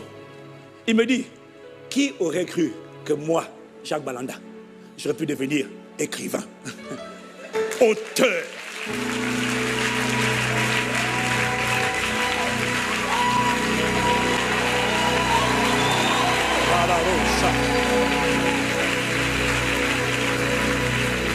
Mais ce que tu ne sais pas de la vie du pasteur Jacques, c'est que c'est un survivant. Il est né d'une famille de 4 enfants. Les parents sont morts depuis les années 90, trop tôt. Les 3 sont morts. Il est le seul rescapé. Et il était tellement combattu dans la sorcellerie. Et il a un cousin qui, parce qu'il a décidé d'aller à Kinshasa récupérer le terrain de la famille, un cousin qu'il a combattu visiblement et spirituellement. Et ce cousin allait de village en RDC pour aller voir les plus grands sorciers pour essayer d'atteindre le pasteur Jacques. Et j'avais dit au premier trimestre que passé le 31 mars, tous les esprits de mort qui ne lâchent pas prise vont mourir. Tous les gens qui ont appelé la mort, ça va retomber sur eux. J'avais parlé. Parce qu'il m'avait dit qu'il était combattu. Je savais qu'il était combattu. Des fois, il dormait et puis il se bagarrait la nuit. Le 1er avril, il m'appelle, totalement choqué. Il me dit, on vient de m'annoncer que mon cousin vient de mourir d'une maladie inexpliquée. Son corps a commencé à exploser tout seul. Il est mort le 1er avril. Le Seigneur m'a parlé. Tu vois, ce que je te dis, il m'a dit, c'est ma grâce. Mais il y en a, ils ne savent pas discerner. Je bénis Dieu pour le cœur du pasteur Jacques. Mais ce n'est pas le seul. Comment Dieu te délivre des réclamations définitivement? Il m'a dit, connecte-toi à un libérateur. Donc ça se voit qu'il a été libéré. Des eaux, il a été libéré. Tu ne peux pas dire je suis un libérateur quand tu es esclave. Tu ne peux pas. Connecte-toi. Et du coup, quand tu te connectes, le manteau, la voix de ce libérateur, quand elle parle, c'est la voix de Dieu qui retentit. Et quiconque se cramponne, sort de là, sort.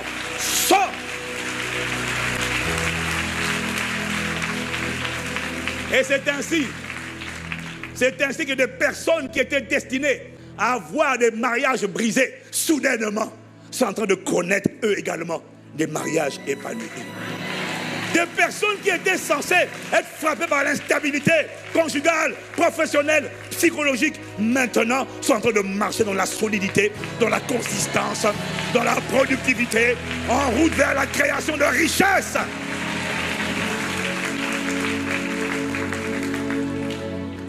Il y a des choses, c'est pour ça que Dieu m'a dit, connecte les campus.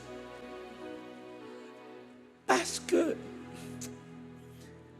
c'est une question du poids de la voix. Comment tu expliques? Le diable est méchant. J'ai une de nos filles, elle est spirituelle, elle aime Dieu, consacrée. Tu ne peux rien lui reprocher. On est parti à Haïti. Elle a fait un songe, parce qu'elle est d'origine haïtienne, mais elle était en Guyane. Elle part, elle a fait le songe, et elle sait qu'elle doit se préparer spirituellement, parce qu'elle sent que le voyage là va être agité. Elle arrive à Port-au-Prince. Dès qu'elle atterrit de l'avion, je n'étais pas au courant de l'histoire, elle prend possession par la foi du pays. Elle arrive à l'hôtel, elle fait l'onction d'huile sur les portes de l'hôtel, de sa chambre. Tellement elle sait, malgré cela, tout son séjour d'une dizaine de jours, ça a été calvaire. Affligée, accablée, oppressée, combattue, elle ne sait pas par quoi. Et quand elle repart, on finit en Haïti, tant bien que mal. Quand elle repart en Guyane, dès qu'elle arrive en Guyane, elle tombe dans une dépression. Une sœur qui n'a jamais eu de problème de dépression. Et des sœurs avec lesquelles elle priait sont choquées de voir une sœur leader soudainement avoir une manifestation démoniaque, et l'esprit parle par sa bouche et annonce qu'il était un esprit de mort et qu'elle avait été réclamée. Et qu'elle avait, si elle mettait les pieds à Port-au-Prince, des faisceaux de malédiction et d'esprit de mort convergeaient. Elle est née de nouveau. Elle craint Dieu. Mais dès qu'elle a mis les pieds à Port-au-Prince, des esprits ont surgi. La prendre, frère, il y a des combats que tu ne peux pas remporter seul devant ton écran. Tu ne peux pas. Dieu doit te connecter à un libérateur. Et tu sais quoi? Les pasteurs là-bas, ils ont prié pour elle. Au nom de Jésus, ils ont prié. Rien. Elle sent mieux, elle plonge. Elle se relève, elle plonge. Elle était en train de dépérir. J'ai dit, envoyez-la. Et c'est là qu'ont commencé les 21 jours du mois de décembre 2018. J'ai dit, envoyez-la, viens. On va payer ton billet, tu viens ici. Mais une fille magnifique, elle dit, mais je ne sais pas qui.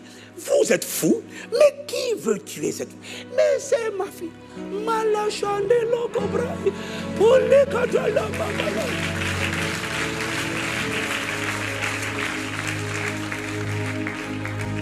Mais c'est une grosse faute. Bien aimé, je ne sais plus comment j'ai prié. C'était même pas dans le bureau. Si j'ai prié un peu dans le bureau, mais c'était là, à l'église là, pendant qu'on a prié. Quiconque réclame la vie de cette femme, au son de ma voix. Je ne connais pas, je ne suis pas là et je ne connais pas la nature de vos démons. Mais je vous annonce que vous ne pouvez pas garder cette femme dans votre prison. Celui qui ne la libère pas va le payer au prix de sa vie. Bien aimé, avant la fin des 21 jours, les jours qui ont suivi, elle était totalement libérée. Totalement.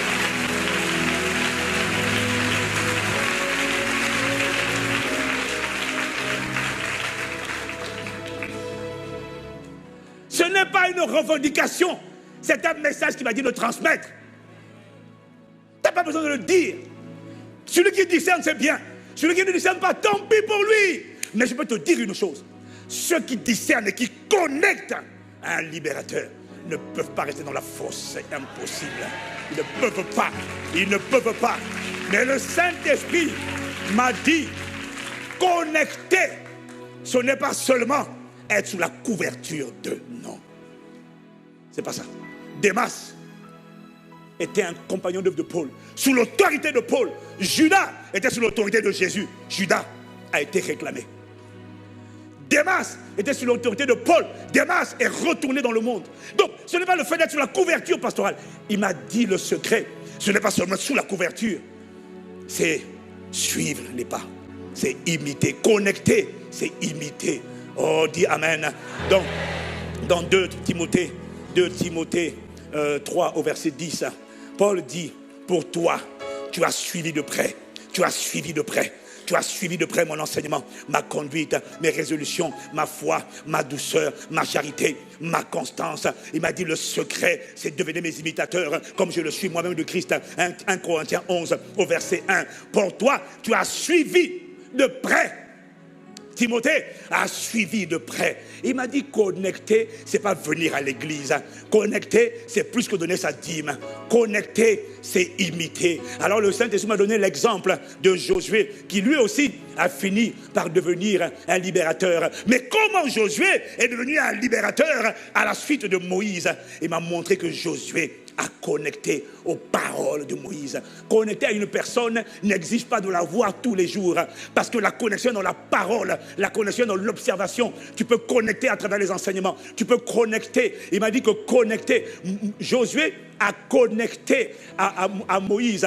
Il avait le zèle. Comme Moïse parlait, Josué écoutait. Comme Moïse dit, Dieu a dit, allons prendre Canaan. Josué avait la même foi que Moïse. Il avait la même détermination à voir la gloire de Dieu révélée, à voir la volonté de Dieu s'accomplir que Moïse.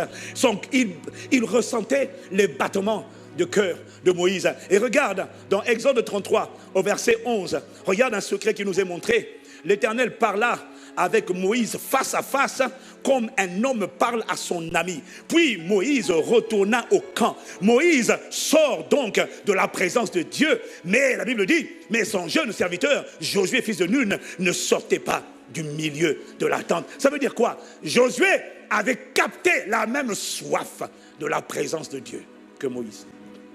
Connecter, c'est pas seulement venir à l'église. La soif que Moïse avait. Moïse a fini, Josué demeure. Mais comment je peux demeurer? Tu sais, en écoutant rien que les temps d'adoration prophétique en boucle, est-ce que tu sais que tu es en train de demeurer dans la même présence? Oh, laisse tomber, tu ne comprends pas. Malato limarabosa.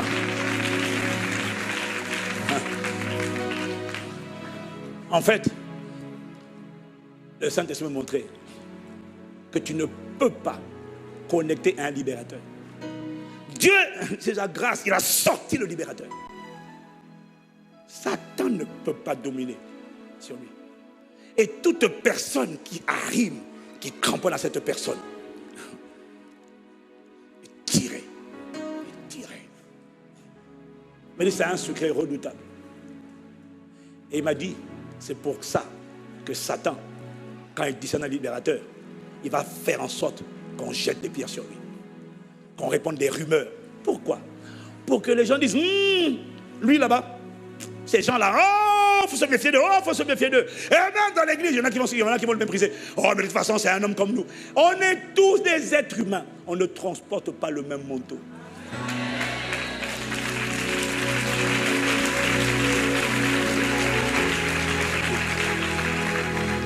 Et le diable est malin. Alors il va calomnier, et il ne calomnie pas tous les pasteurs. Pourquoi? Vous savez qu'il y a des gens qui ont des églises beaucoup plus grandes que les nôtres.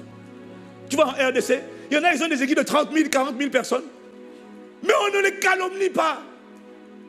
Mais pourquoi il va susciter des gens qui vont dire, ah non, ces deux-là, méfiez-vous d'eux, méfiez-vous d'eux. Et les gens disent, ah, méfiez-vous d'eux. Et tous ceux qui ont dit, méfiez-vous d'eux, regarde leur vie. Je parlais tout à l'heure de l'ami du pasteur Jacques, qui a honni le pasteur Jacques, parce qu'il est venu se placer sous notre tutelle. Il est venu il y a 2 ans. J'ai eu compassion. Je l'ai invité pour un séminaire avec Bishop Dag il y a 2 ou 3 ans. Quand il est venu, il avait les larmes aux yeux. Et vous savez ce qu'il a dit? Mais je ne savais pas que c'était comme ça. Et puis il a dit à pasteur Jacques, mais tu n'es pas gentil. Tu ne m'avais pas dit ça. Tu ne m'avais pas dit que c'était comme ça. Tu ne m'avais pas dit ça. Il est en train de ramer. Et puis regarde-vous le pasteur Jacques. Il dit, mais je ne savais pas que c'était comme ça. Il a connecté.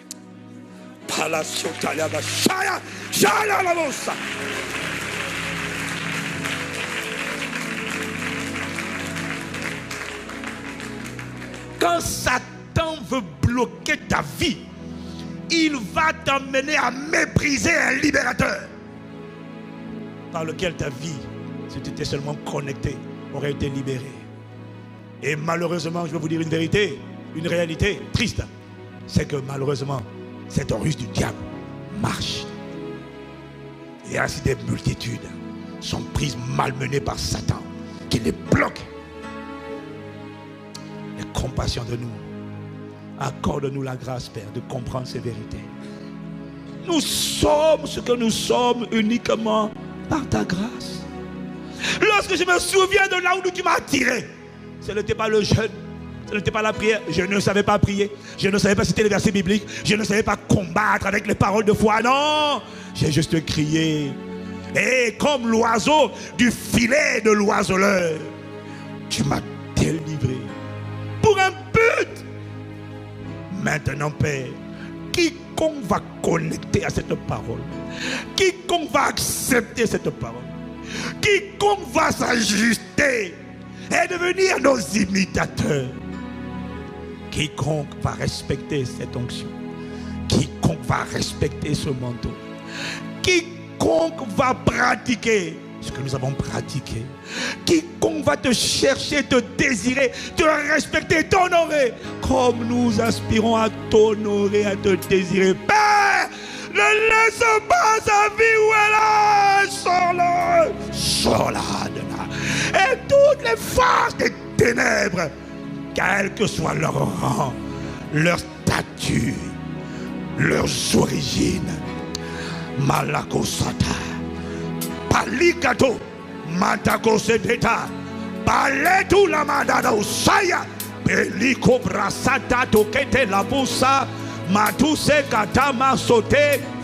Dans cette saison, Père, Maroko Se, Priato Matayaba, je déclare et je décrète que toutes les forces de célibat, les esprits d'échec, les esprits de blocage, les esprits de pauvreté, les esprits de restriction, les esprits de limitation, les esprits d'infirmité, ils ont frappé de maladie tes parents, ils ont dit tu la prochaine sur la liste.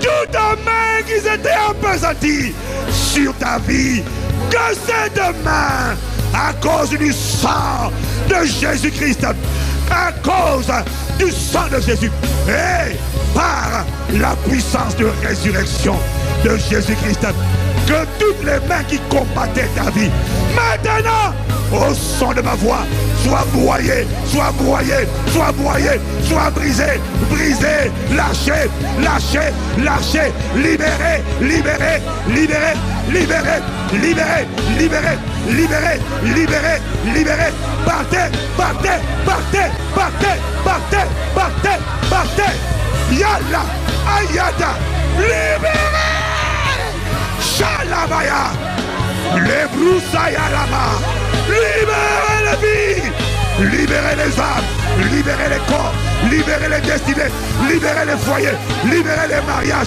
libérez la santé, libérez. Balé labo, Shalabaya, Belina balabo, Shele, Balé katalama. Que ta main soit étendue, que ton règne vienne, ta domination s'assied au nom de Jésus. Que le règne de Dieu soit établi dans ta vie maintenant. Ce qu'il n'y a pas au ciel, quitte ta vie, quitte ton foyer, quitte ton travail, quitte ta destinée, quitte ta vie conjugale.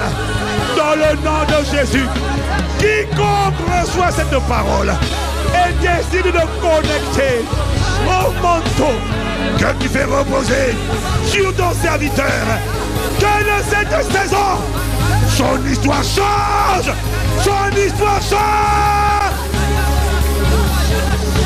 Ayala Marcha, son histoire change. les Ramashi, Balesa, Letolima, Shabalita, Brasada, Letosi, Bararo, Belali, Chalet, Brianila, Rosaya, Malamausaya. Que ta fureur, ta colère, Père, localise les méchants, localise les esprits de sorcellerie, localise les esprits humains, localise les voix qui se sont élevées en justice pour appeler la mort, la maladie, l'infirmité, le célibat chronique, la pauvreté, les blocages. Que la colère de Dieu fonde et se déverse sur quiconque t'avait enfermé, t'avait retenu, te combattait. Tout serpent qui te visitait la nuit, te visitait dans tes songes, dans le nom de Jésus. Lataleba, Shalamaya. Si tu viens visiter un seul de ses bien-aimés, je t'écrase la tête. La Mayara, tu voulais la mort, tu mourras à sa place. Tu voulais la stérilité de mes soeurs, de mes frères. Cette stérilité retourne sur toi et te revêt d'un vêtement de malédiction. Parce que tu n'as pas obéi au mandat, à la voix du sang de Jésus. Malachada, Rosalikata, Père, Malarabosa. À partir d'aujourd'hui, de manière officielle, Père, je prie que le manteau que tu fais reposer sur ton serviteur Yves et sur ton serviteur que je suis, que ce manteau soit engagé dans la bataille et les combats de quiconque respecte cette autorité et quiconque décide de se connecter. Que ce manteau entre dans la bataille et mette un terme à ces combats. Je déclare la fin de tes afflictions, de tes oppressions, de tes douleurs, de tes infirmités. La fin de ces blocages. Maintenant, dans le nom de Jésus, le Christ, c'est ta grâce seule qui le fait. C'est ta volonté souveraine seule. Ce n'est pas un homme qui choisit. C'est toi qui, dans ta préscience, prédestine. Père, fais parler ce manteau et cette autorité dans la vie de ceux qui sont connectés au son de la voix de ton serviteur. À partir d'aujourd'hui, à cause de cette nouvelle saison, tu ne transporteras pas les fardeaux des saisons précédentes. Non. Non.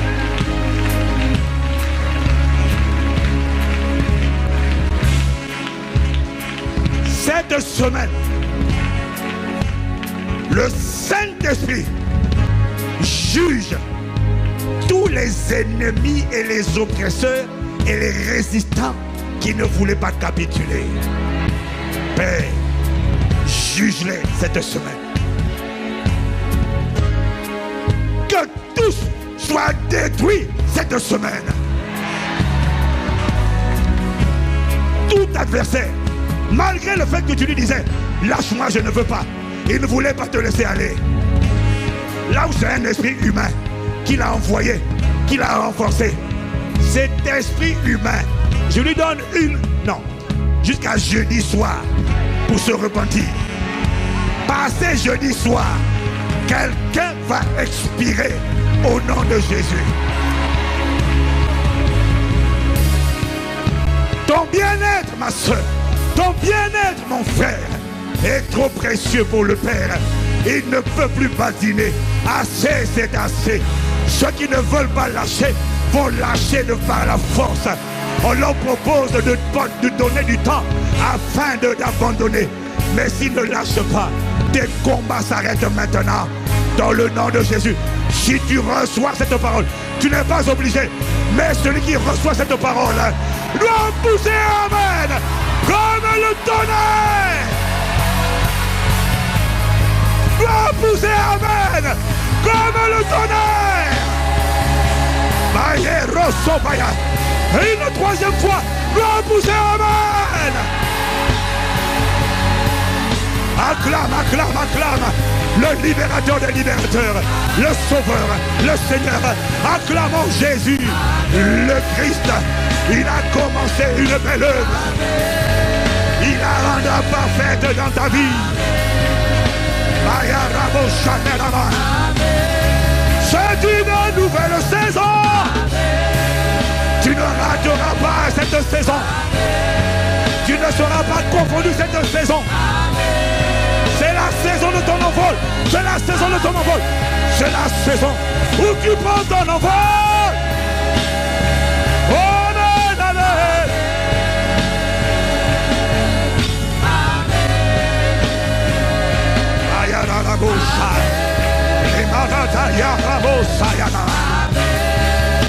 On ne pourra plus nous retenir.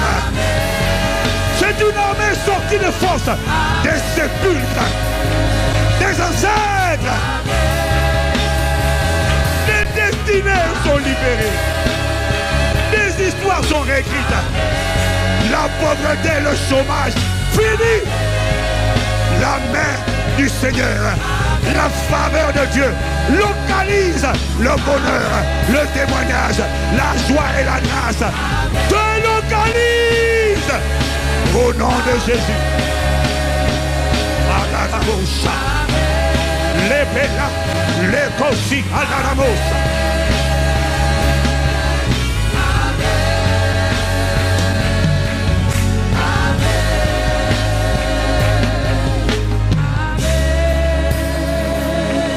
Alaramosa. Alaramosa de Rosa. Père, merci. C'est toi qui as dit, je confirme la parole de mon serviteur. Pas à cause de la grandeur de ton serviteur. Oh non. Nous ne sommes à rien. Ta grâce nous a tirés, nous aussi. Par cette grâce qui nous a tirés, je déclare que celui qui était maintenu dans une fosse est tiré. Père, ces paroles s'accomplissent cette semaine. Cette semaine, à partir de vendredi, sera une moisson de témoignages pour quelqu'un qui a cru à la parole qui était annoncée. Nous te rendons la gloire. Nous te rendons l'honneur. Nous te rendons la louange. Nous apprécions ton ministère par le Saint-Esprit ce matin. Honneur, louange et gloire à toi.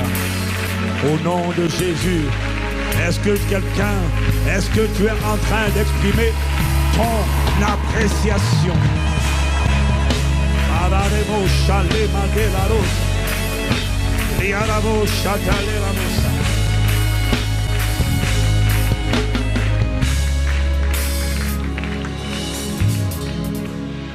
Incline la tête avec nous. Tu es là pour la première fois ou pour la énième fois. Tu es connecté. Tu es dans une église connectée. Mais tu n'as jamais accepté Jésus dans ta vie. Peut-être que tu pries, mais tu sais que l'Esprit de Jésus n'est pas en toi. Ou alors tu avais accepté Jésus et tu as abandonné sa main. Tu avais été réclamé et tu avais craqué. Et tu veux revenir à Jésus. Quel que soit le cas dans lequel tu te trouves. Je vais prier pour toi rapidement avant de finir ce culte. Alors incline la tête et tu vas faire cette prière. Si tu veux, tu peux déjà sortir des rangées, venir devant. Là où tu es, tu peux déjà sortir des rangées, venir devant. Nous allons prier pour toi. Ou si tu veux, tu peux attendre que je prie et puis après tu sors des rangées. Mais quoi qu'il en soit, je vais prier. Aujourd'hui, la Bible dit, si vous entendez sa voix, n'endurcissez pas vos cœurs. Je t'en supplie. Jésus n'est pas venu avec une religion. Il est venu avec une vie nouvelle. Une vie qui te délivre de la vie d'échec, d'oppression, de dépression, de peur, de rejet, d'impureté, d'immoralité sexuelle. La vie de tes ancêtres s'arrête aujourd'hui. Une vie nouvelle, il veut te la donner aujourd'hui. Tu peux sortir des rangées déjà. N'attends pas. Mais tu vas répéter avec moi, avec toute l'église, cette prière. Seigneur Jésus, j'ai entendu ta parole. Je te demande pardon pour mes péchés, pour ma séparation. Pardonne-moi. Lave-moi par ton sang précieux. Délivre-moi de toutes les forces qui me retenaient. Délivre-moi. Change ma vie. Fais de moi la personne que tu veux que je sois. À cause de cette prière, je crois et confesse que désormais, Jésus est mon sauveur et mon Seigneur. Au nom de Jésus. Amen. Amen. Toi qui as fait cette prière et qui n'est pas sorti des rangées, viens rejoindre rapidement ceux qui sont déjà sortis des rangées. Rapidement, rapidement, rapidement. Rapidement. Tendons la main vers eux, tendons la main vers eux. Père, merci pour ces bien-aimés. À partir d'aujourd'hui, que toutes les forces sataniques, les influences invisibles qui les tenaient en otage, libérez-les. Donne-leur un nouveau cœur, un cœur assoiffé de toi, un cœur qui veut te connaître et une faim de ta parole sans précédent. Change-les.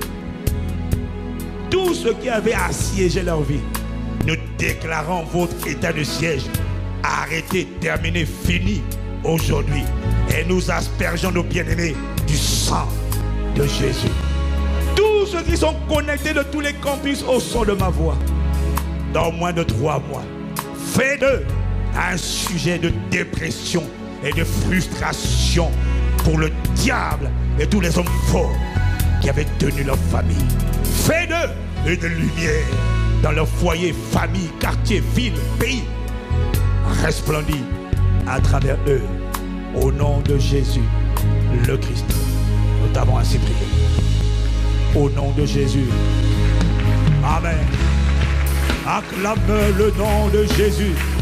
Amen, amen, amen, amen, amen. Amen, amen. Acclamons, acclamons, acclamons pour eux, acclamons pour les encourager, acclamons. Amen, amen. Amen, amen. Bien-aimés, quand on a fait cette prière est une prière très importante. Si vous l'avez fait avec un cœur sincère, à partir d'aujourd'hui, le Jésus qui est rentré dans ma vie en 95 est rentré dans votre vie. Mais c'est ce qu'on appelle la nouvelle naissance. Mais simplement, quand un enfant vient de naître, il ne faut pas le laisser livrer à lui-même. Il faut en prendre soin. Il faut le prendre par la main. Il faut le nourrir. C'est ce qu'on veut faire avec vous. Quand vous avez fait cette prière doit être accompagnée automatiquement par le baptême. Quiconque a dit oui à Jésus mais n'est pas passé par le baptême n'a pas consolidé son salut. L'Esprit de Dieu me l'a dit. C'est comme quelqu'un qui a la nationalité mais il n'a pas de passeport pour le prouver. Il est en danger. On veut vous emmener par le baptême. Mais avant le baptême, on va vous conduire dans une formation qu'on appelle la formation 101. Pour les nouveaux convertis et les nouveaux arrivants. Et pour ça, on va prendre vos coordonnées. À partir d'aujourd'hui, sachez que vous êtes membre de notre famille. Vos combats sont nos combats. Dites au revoir à Satan. Dites au revoir à tout ce qui vous troublait. Il faut les supplier de dire, bon, ne me faites plus la guerre. Je me suis réfugié sous un parapluie. On appelle ce parapluie une famille spirituelle. Elle s'appelle Impact Centre Chrétien. La grâce de cette famille va combattre en votre faveur. À condition que vous respectez vous connectiez, vous avalez ces paroles que Dieu libère ici. Votre vie va changer dans moins de 3 mois. Pouvons-nous acclamer le Seigneur dans tous les campus connectés sur Internet? Est-ce que vous pouvez aller sur ma droite, suivre notre équipe de conseillers qui vont prendre vos coordonnées? Je ne t'ai pas dit d'arrêter d'acclamer. Je ne t'ai pas dit d'arrêter d'acclamer. Sur ma droite, sur votre gauche. Sur ma droite, sur votre gauche. Est-ce qu'on peut acclamer le Seigneur? Tant qu'ils ne sont pas sortis, on ne cesse pas d'acclamer. D'acclamer. Il y a de la joie dans le ciel lorsqu'un seul pécheur se repent. Béni soit le nom du Seigneur qui fait cette œuvre